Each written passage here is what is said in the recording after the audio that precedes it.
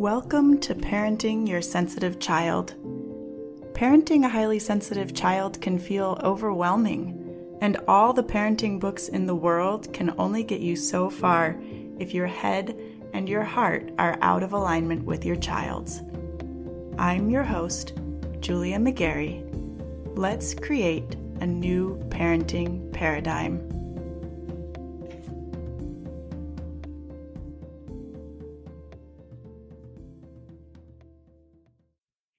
Hey y'all, welcome to episode 102. We are getting all settled into summer break here. It's been actually really lovely, and I'm enjoying it a lot. And as I've been kind of relaxing and adventuring with my daughter, I've been thinking about something that I hear said a lot, and I thought it was worth devoting episode to, even if it's just a quick episode.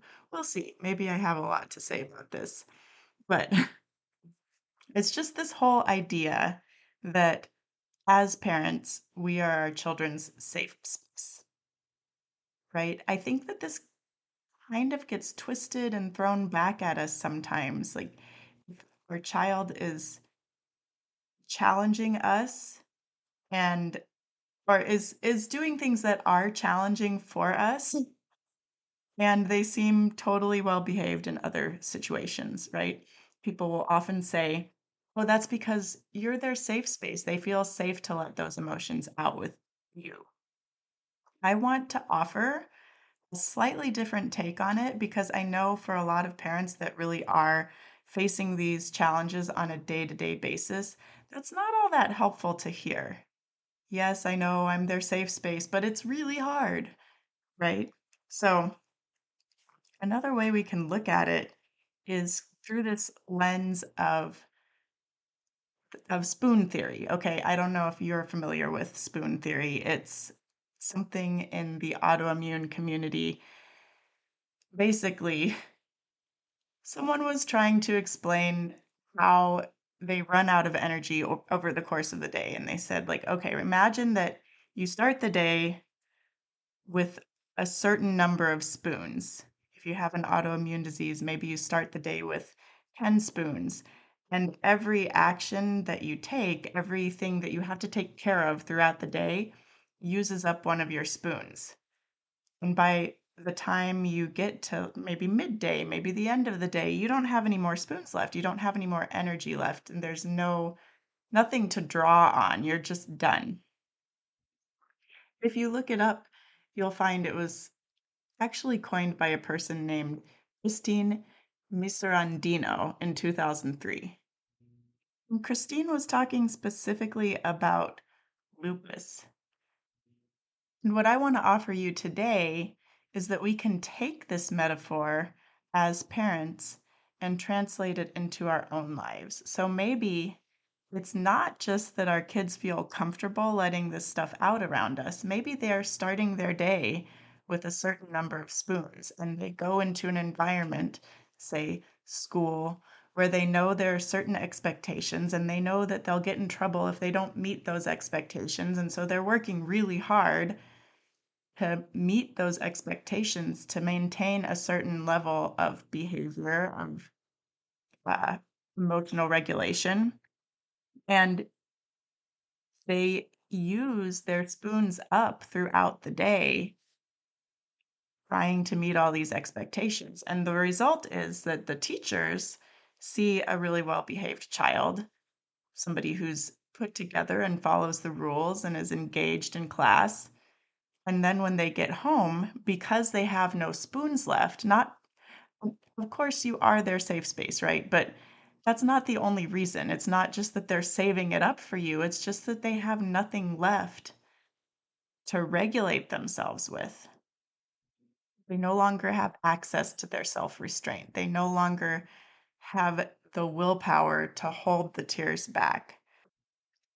And I don't know about you, but for me, thinking about my child saving all of these big emotions for me, of letting out the big emotions because they're in their safe space and that's me, feels pretty overwhelming compared to thinking about it in terms of they've used up all of the reserves that they have trying to contain these emotions and they just can't do it anymore. Okay. Now, would they be able to do it a little bit longer if they were at school for a little bit longer? Maybe. Might depend on their age. So there is some degree of truth about them being in their safe space. But maybe we can look at it in terms of they stretched themselves to meet the container of school. They used their spoons to fill the container of school. And now they're in a different container and they just can't do it anymore. And if you have a child who does great at school and then goes on to play soccer after school, let's say, and can't seem to focus, can't seem to get it together to play with their team, that could be another example of this, another way of affirming for yourself, hey, they've used up all their spoons. They just don't have anything left to maintain that level of composure, that level of focus in a new environment, right? And it may look different at soccer than it looks at home. But I really want to move past this idea that they're just saving it up for us, right? And I know that's not the intention when people say, you just need to remember you're their safe space. But sometimes that's where our brains take it. Like, ugh, I'm their safe space. They're just saving it up for me. And it doesn't feel very good. They're not saving it up for you. They're just totally spent and they have nothing left to contain those big emotions, to contain their impulses. Okay. And if they have nothing left, then that means they need our help. If they're saving it up for us, then it just feels like we have to tolerate it, right? But if we know that they have nothing left to maintain their self-regulation, their behavior, whatever, to maintain the face they put forward at school,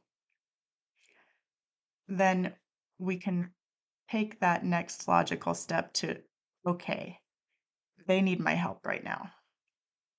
All right.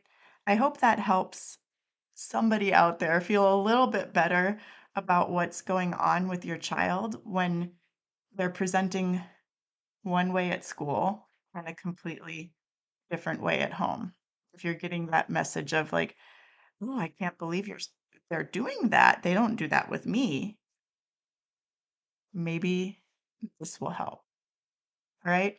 I hope that if you're, if you're in the northern hemisphere, I hope your summer break is going really well. If you're not, I hope you're staying warm and enjoying being a little bit more cozy. I will talk to you in a couple of weeks.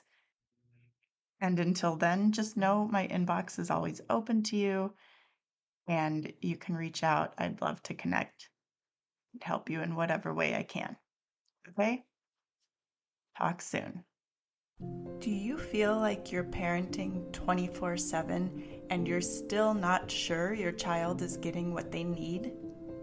Are you ready to stop parenting reactively and start living in partnership with your sensitive child?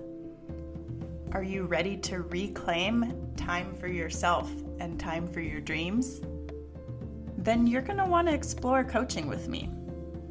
I help my clients tune out all the noise, better understand their kids, build a parenting strategy that meets their family's specific needs, and do the mindset work necessary to implement that strategy consistently without sacrificing themselves in the process. To get started, just head over to partnerpath.com, click on coaching, and get your free consultation set up.